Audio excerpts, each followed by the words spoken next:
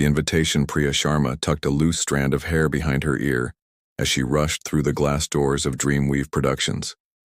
The morning sunlight streamed through the windows of the bustling Mumbai office, where she had worked as an event coordinator for the past 3 years. Her phone buzzed incessantly in her hand. Another crisis with the Diwali charity gala she was organizing. "I understand, Mrs. Kapoor," she said, balancing her coffee and laptop bag. "Yes, I'll personally ensure the lighting matches the theme, exactly as you've requested." She ended the call with a sigh and nearly collided with Anjali, her colleague. "Someone had a rough morning," Anjali remarked, eyeing Priya's slightly disheveled appearance. "By the way, he's looking for you." Priya froze. "He?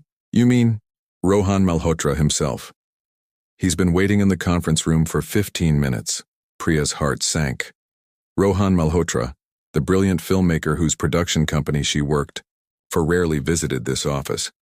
When he did, it usually meant something had gone terribly wrong. She had only spoken to him directly a handful of times, despite coordinating events for many of his film premieres. "Did he say what he wanted?" Priya asked, setting down her things and smoothing her kurta. Anjali shrugged. "Something about the Cannes Film Festival. I'd hurry if I were you." Priya gathered her composure and walked to the conference room, mentally reviewing any mistakes she might have made in the recent event preparations. She knocked gently on the door. "Come in," a deep voice called. Rohan Malhotra sat at the head of the table, scrolling through his phone. At 36, he had already directed 5 critically acclaimed films and was regarded as one of India's most visionary filmmakers. His casual demeanor belied his reputation. Dressed in a simple black shirt and jeans, he could have passed for any other creative professional if not for the intense focus in his eyes. "You wanted to see me, sir?" Priya asked, her voice steadier than she felt. Rohan looked up, his expression softening.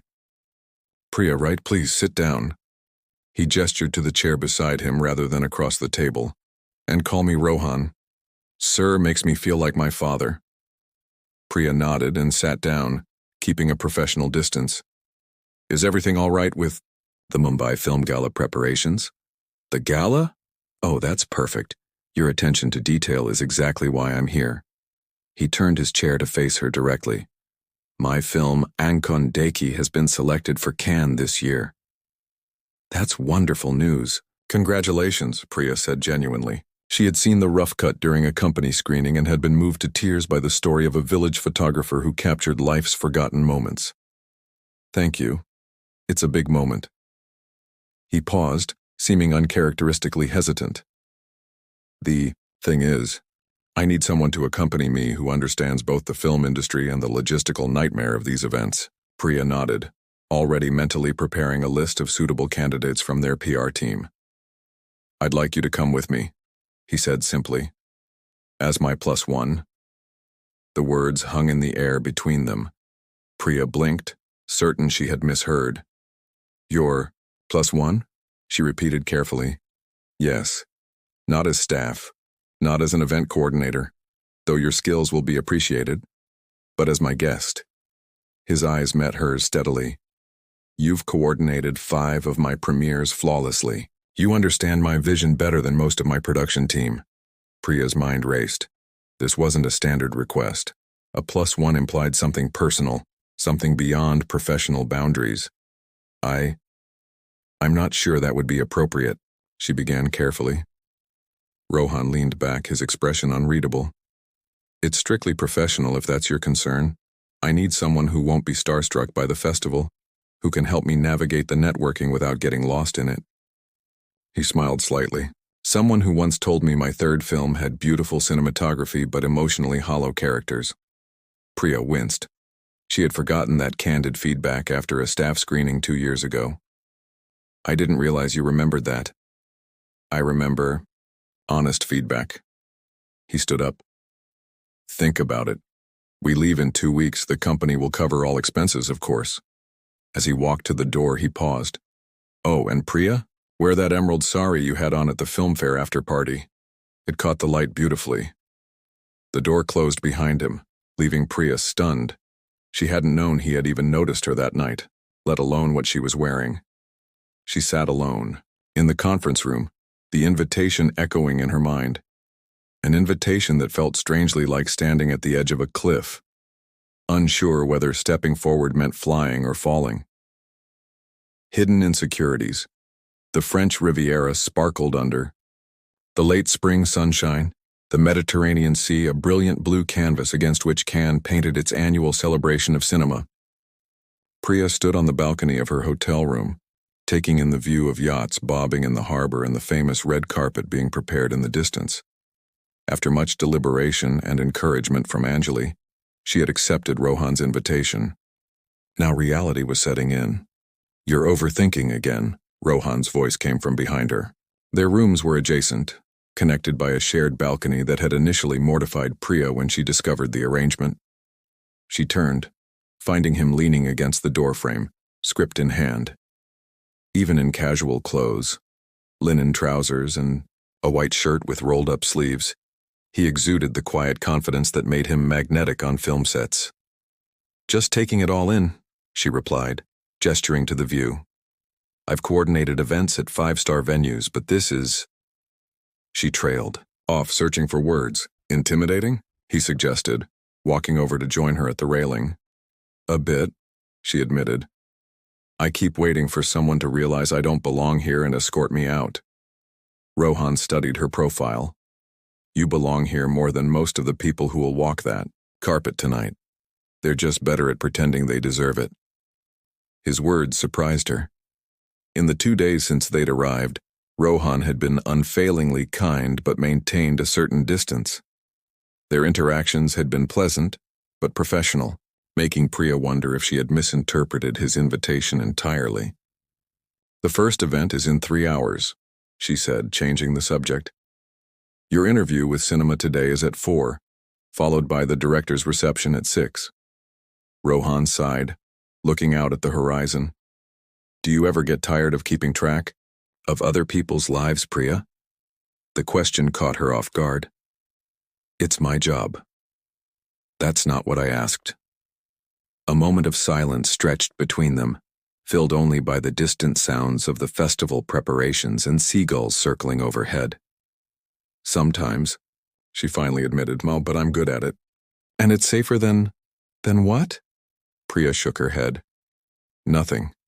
We should start getting ready. Your stylist will be here soon." As she turned to leave, Rohan gently caught her wrist. "You never finished your thought." His touch sent an unexpected warmth through her arm. Priya carefully withdrew her hand. "It's safer than being the person everyone's watching. I prefer the background." Something flickered in his eyes. Disappointment, perhaps. "The emerald sari. Will you wear it tonight? For the opening ceremony? Isn't that too much for your +1? You're not just my +1, Priya." He turned back to the view. "You never were." Before she could ask what he meant, his phone rang, his producer calling about last-minute changes to the festival schedule. The moment slipped away, leaving Priya with more questions than answers.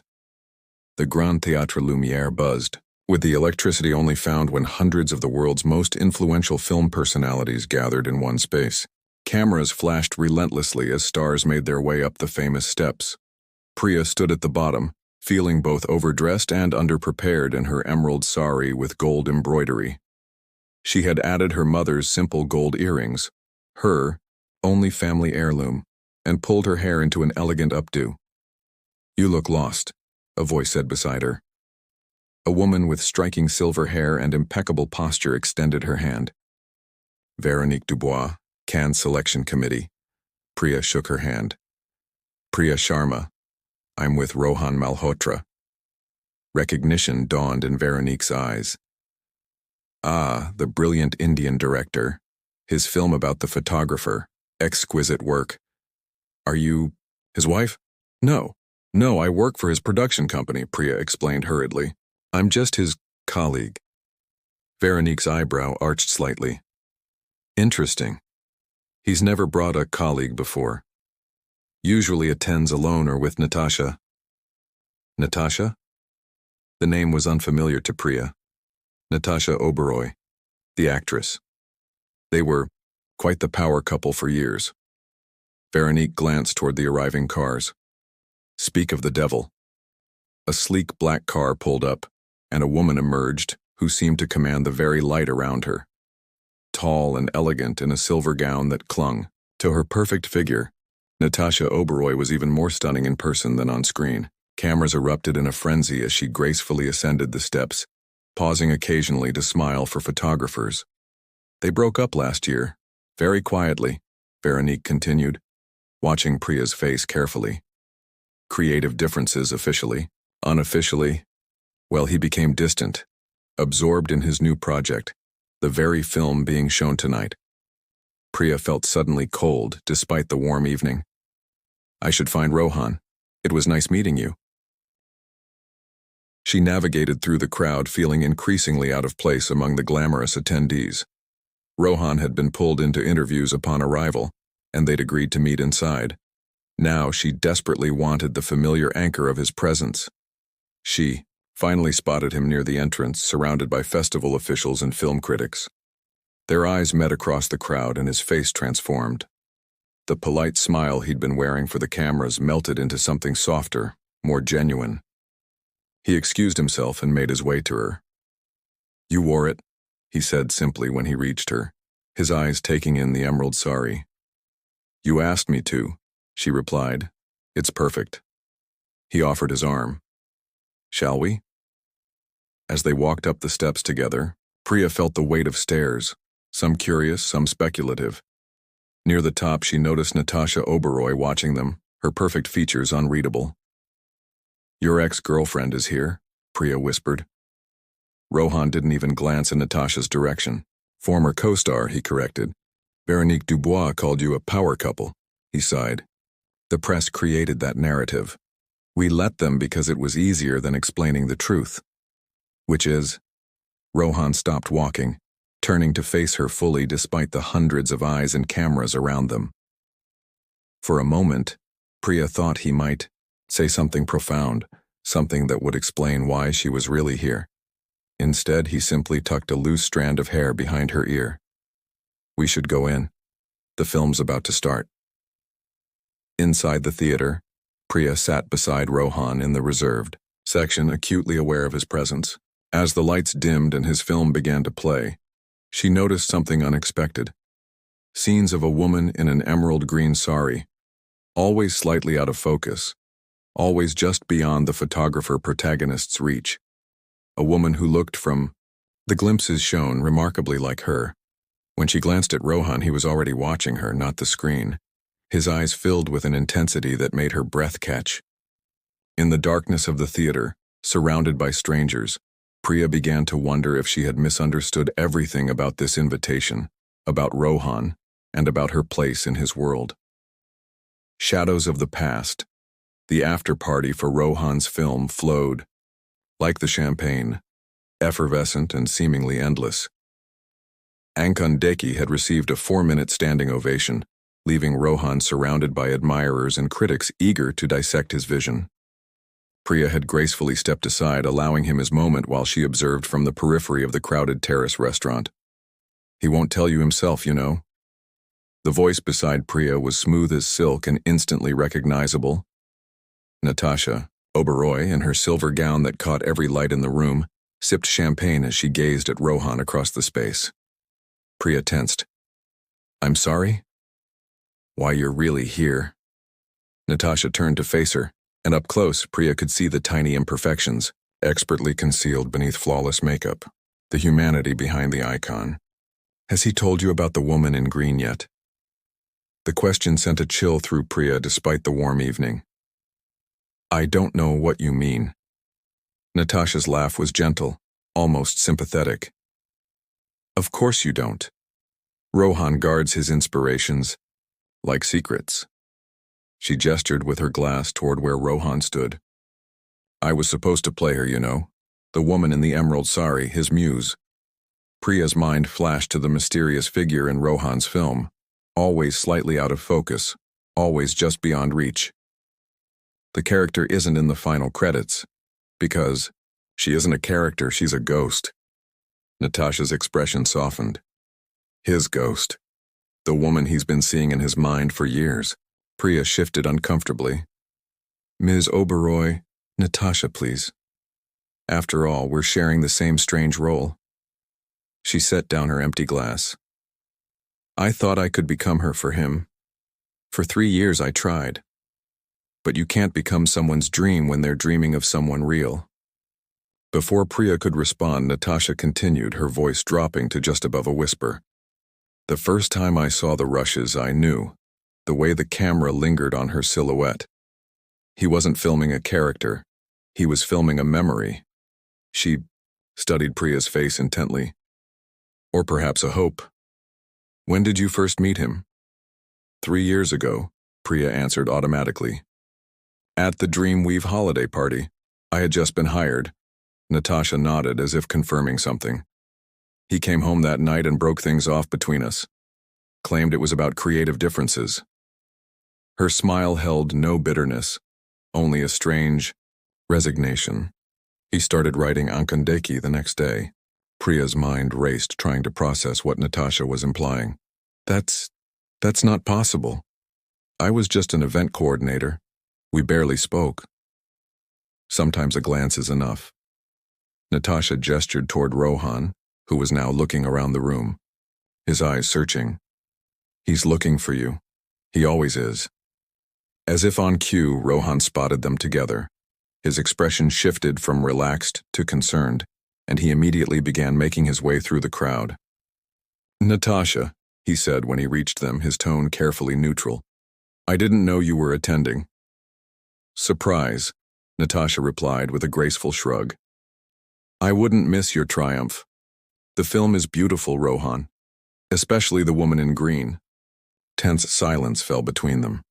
Priya felt like an intruder in a conversation laden with history and unspoken meaning. Priya, would you excuse us for a moment? Rohan asked, his eyes never leaving Natasha's face. Actually, we're finished, Natasha said, touching Priya's arm lightly. I just wanted to meet the woman who inspired the film everyone's talking about. She turned to leave but paused. She deserves to know, Rohan. No one wants to be a ghost forever. With that cryptic statement, Natasha glided away, leaving a wake of whispers and admiring glances. Rohan watched her go, his jaw tight. What did she say to you? He asked once she was out of earshot. Priya met his gaze steadily. She said I inspired your film, which is impossible since I've never even read the script. Not impossible, he said quietly. Just unlikely. Rohan, I coordinate events. I'm not a muse. His expression softened. Come with me. Please. Curiosity overrode her confusion, and Priya followed as Rohan led her away from the party, down the terrace steps to the beach below. The Mediterranean lapped gently at the shore, and the sounds of the celebration faded into the background. They walked in silence until they reached a small, secluded cove away from the lights and cameras. 3 years ago, Rohan began without preamble. I was at a creative dead end. My films were successful but empty, technically perfect but soulless.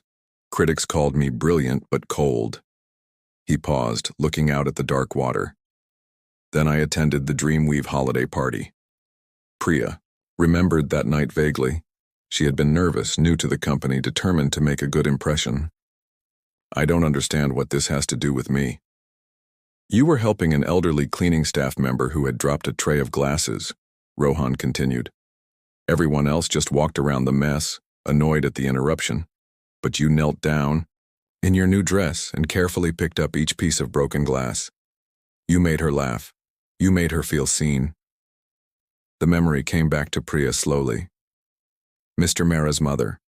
She was helping out for the night. Rohan nodded. I watched you and thought, that's what's missing from my work. Genuine compassion without expectation of reward.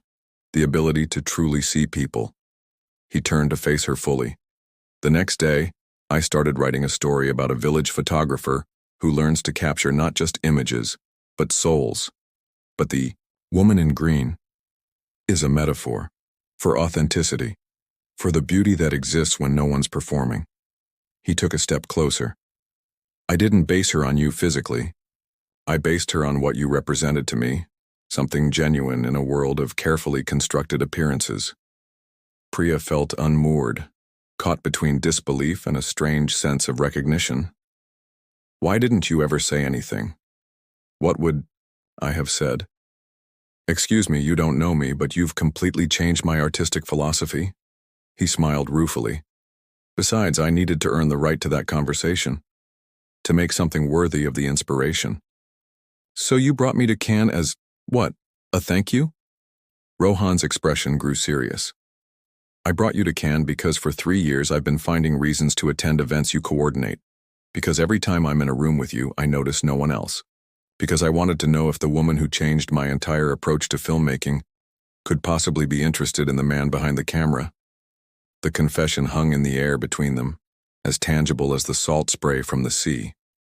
Priya stepped back, overwhelmed. This is too much, she said finally. You've built me into something I'm not. You don't actually know me, Rohan. I know enough to want to know more, he replied simply. That's all I'm asking for. A chance to see if the real Priya Sharma is even better than the inspiration.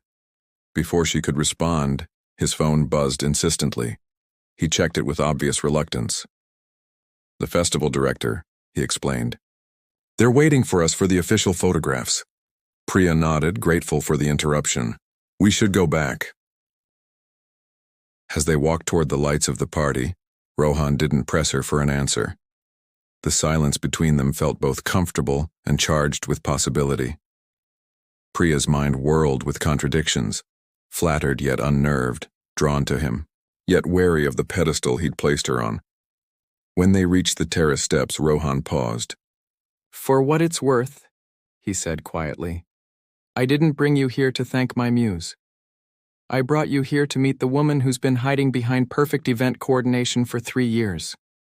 As they rejoined the celebration, Priya felt the weight of curious gazes following them. Across the room, Natasha raised her champagne glass in a silent toast, her eyes knowing. The woman who had tried to become someone's dream now watched as that dream walked beside the dreamer, uncertain whether to embrace the role or flee from it entirely. The premiere night, the Grand Palais glittered with cameras and expectations. Tonight marked the official premiere of Ankon Deki for the general festival audience and critics. For the past 2 days, Priya had maintained a careful distance from Rohan, using festival obligations as a buffer. Their conversations had remained cordial but superficial, neither mentioning their beach discussion. Your tie is crooked, Priya said, breaking the silence in the limousine as they approached the venue. Without thinking, she reached over to straighten it, her fingers brushing against the silk. Rohan remained perfectly still under her touch. Thank you, he said, his voice low. Are you nervous? Why would I be nervous? I'm not the one presenting a film tonight. She smoothed an invisible wrinkle from her midnight blue gown, a departure from the emerald sari she'd worn earlier in the festival. You changed your color, he observed. Priya met his gaze steadily. I'm not a metaphor, Rohan. I thought it best to remind us both of that. A flash of something, hurt perhaps, crossed his features before his director's mask slipped back into place. Point taken. The car stopped at the red carpet. As they emerged, the paparazzi's attention shifted noticeably to them. Priya heard Rohan's name being called from all directions, along with questions about who she was. Instinctively, she started to step back to fade into her usual background role. Rohan's hand found the small of her back, gentle but firm. Together, he murmured, just loud enough for her to hear. They walked the carpet side by side, Rohan occasionally, stopping for photographers but never leaving her isolated. When reporters thrust microphones toward them with questions about their relationship, he deflected with practiced ease. Tonight is about the film, not my personal life. Inside the theater, they were shown to their seats in the center of the auditorium. The festival director approached, shaking Rohan's hand enthusiastically. Monsieur Malhotra, we have arranged for you to say a few words before the screening. Just a brief introduction. 2 minutes, perhaps? Rohan nodded. Of course. As the director moved away, Priya leaned closer. What will you say? The usual, Rohan replied with a shrug. Thank the festival, acknowledge the team, express gratitude for the opportunity. No dramatic revelations? She asked, only half joking. He studied her face. Would you like me to make one? Before she could answer, the house lights dimmed and a spotlight illuminated the stage. The festival director made his introduction in French, then English, praising Rohan's artistic vision and previous works before inviting him to the stage. The audience applauded as Rohan made his way to the microphone. Under the bright lights, he appeared both powerful and vulnerable, the duality that made his film so compelling. Thank you for this honor, he began, his voice filling the vast space. Creating Ankon Deki has been a journey of rediscovery for me as a filmmaker and as a person. He paused, scanning the audience until his eyes found Priya. 3 years ago, I had lost my way. I was making films that won awards but lacked heart. I had forgotten how to see people, really see them, beyond their surface. A hush fell over the audience. This was not the standard pre-screening speech they had expected. This film tells the story of a photographer who learns that true vision comes not from the lens, but from the heart. It's about finding beauty in authenticity rather than perfection. Rohan's gaze remained fixed on Priya. It's about the courage to step out from behind the camera and into the frame of your own life. Priya felt the color rising in her cheeks. Around her, people began to shift in their seats, glancing between Rohan on stage and her in the audience, sensing the unfolding of something unscripted. Artists often speak of muses as if they are mythical creatures who exist solely to inspire. But the truth is much simpler and much more profound. His voice softened. Sometimes a single moment of genuine humanity can change everything. A moment when someone shows you what it means to truly see another person. The theater was completely silent now, hundreds of people collectively holding their breath. The woman in green who appears throughout this film represents that moment for my protagonist and for me. She is the embodiment of authentic connection in a world of performances. Rohan took a deep breath. Tonight that woman is here. A murmur rippled through the audience. Cameras shifted, searching. Priya felt frozen in her seat, heart hammering against her ribs. Priya Sharma doesn't know this, but she saved my artistic soul with a simple act of kindness that reminded me why I became a filmmaker in the first place. Not to create beautiful images, but to capture beautiful truths. The spotlight suddenly found Priya in the audience. She blinked against the brightness, feeling hundreds of eyes turn toward her. I didn't bring her to Cannes as my +1 or as my event coordinator, Rohan continued, his voice now resonating with emotion. I brought her here because I've spent 3 years finding excuses to be in the same room with her, hoping one day I'd have the courage to step out from behind my own camera and tell her what she means to me. Whispers cascaded through the audience. In the front row, Natasha Oberoi watched with a sad smile.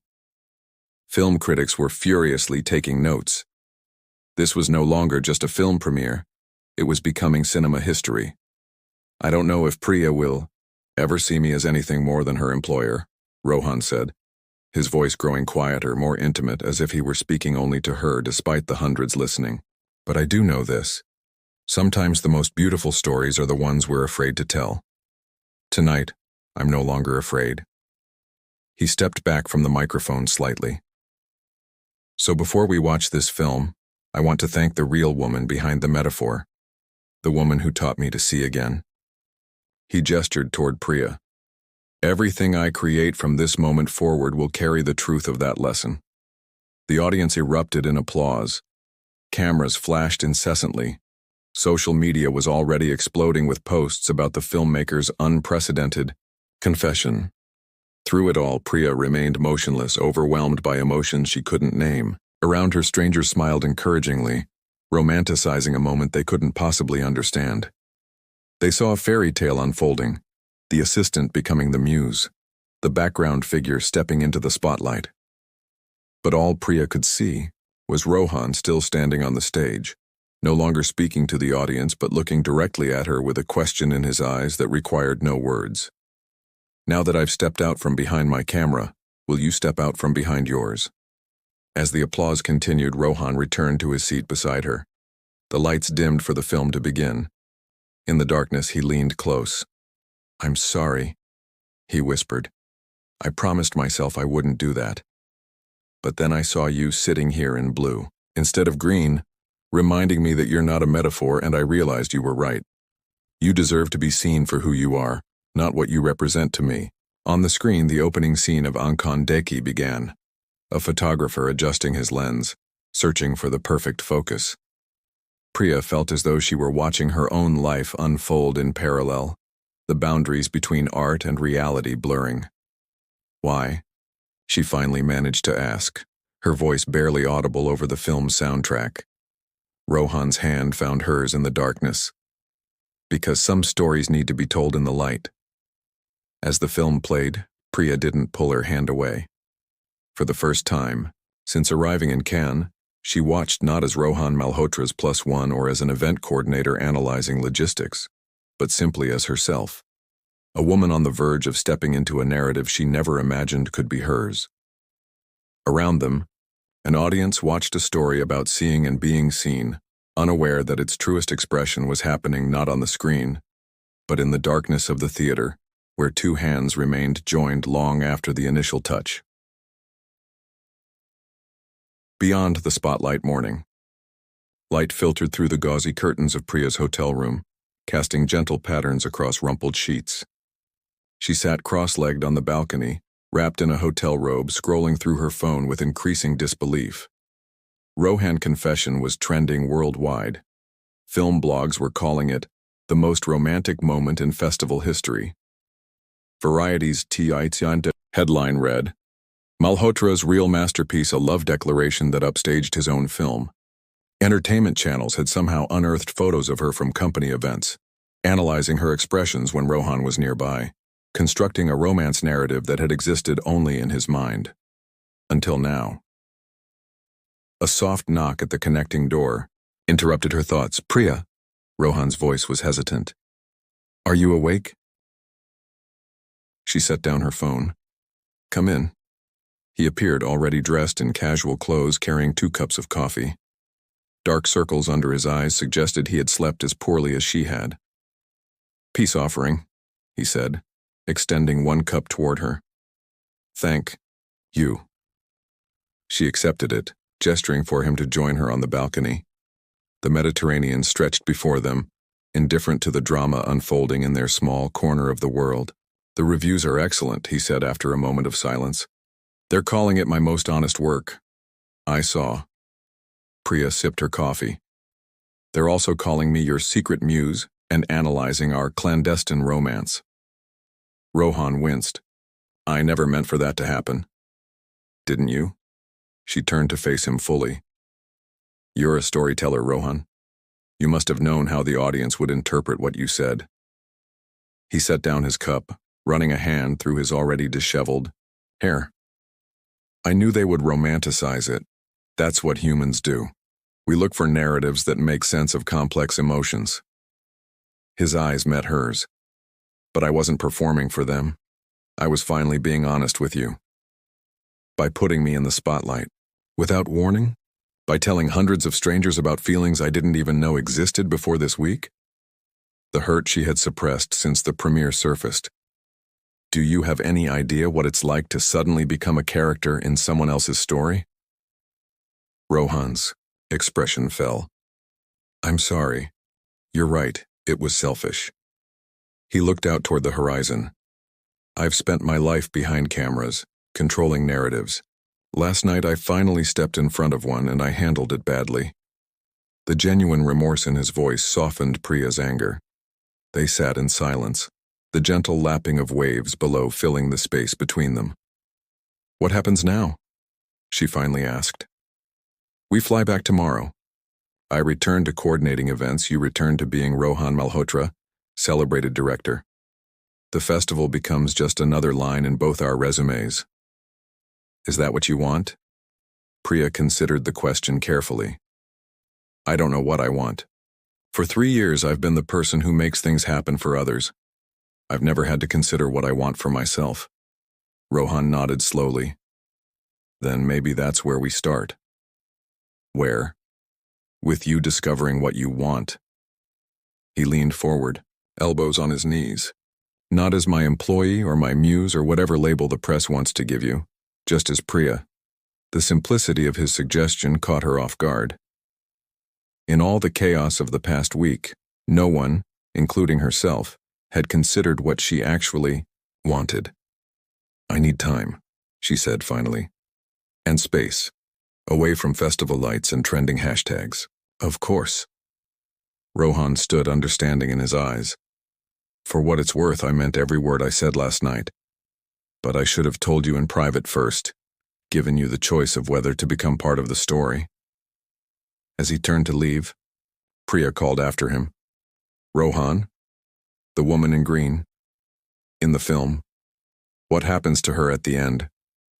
He paused at the doorway. The final scene was deliberately ambiguous.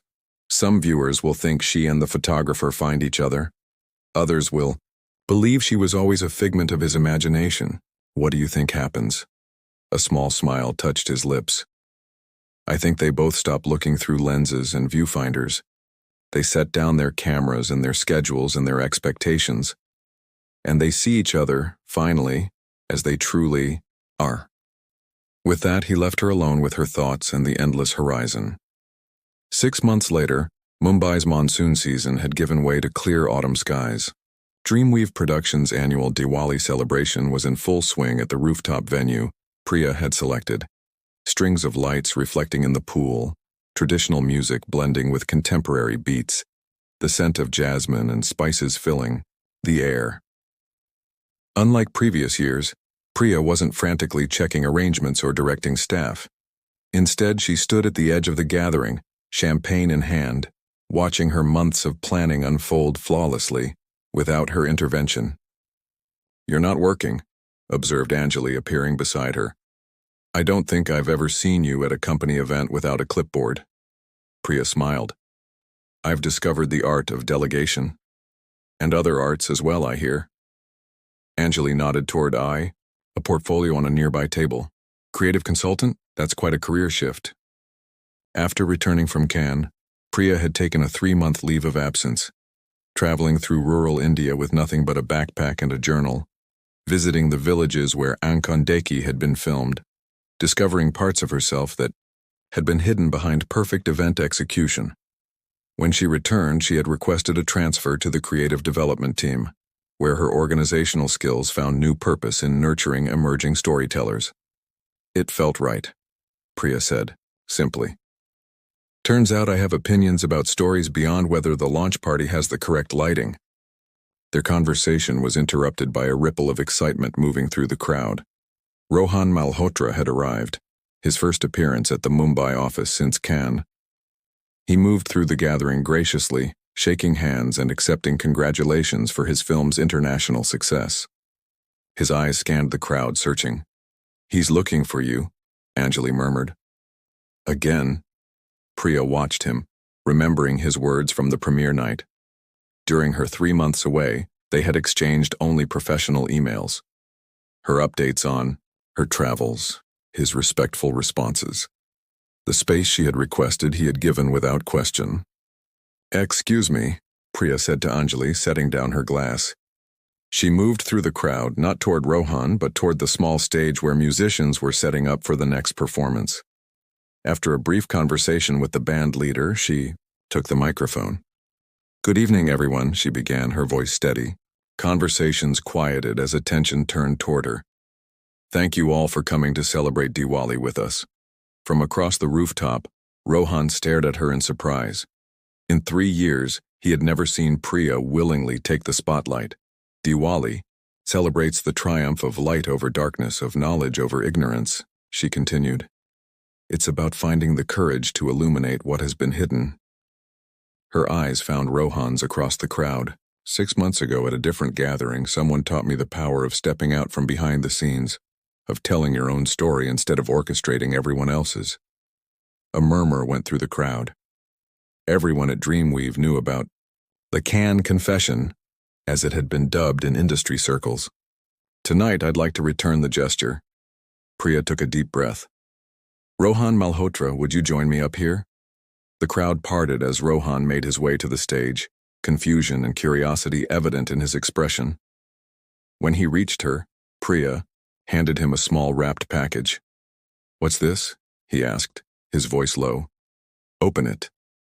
With careful fingers, he unwrapped the gift to reveal a leather-bound journal. When he opened it, his breath caught. Inside were sketches, photographs, pressed flowers, and handwritten notes. A visual diary of Priya's journey through the villages where his film had been set.